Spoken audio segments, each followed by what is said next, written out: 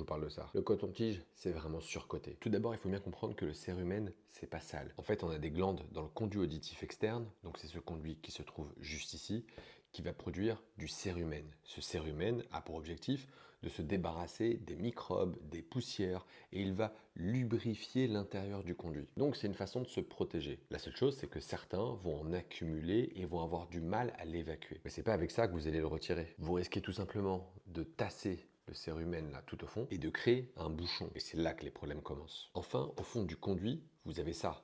C'est le tympan. Et il existe un risque non négligeable de se perforer le tympan par accident. C'est d'autant plus vrai qu'on le fait de façon automatique. Et là, si quelqu'un passe, si une porte claque, si vous cognez le coude, et ben le coton-tige rentre à l'intérieur et il vient perforer le tympan. Le tympan, je vous rappelle que c'est une petite membrane, un peu à la manière d'un tam-tam. Donc, cette membrane, elle est fragile. On peut donc la percer. Donc, en gros, le coton-tige, ça sert pas à grand chose. Il suffit juste de se rincer les oreilles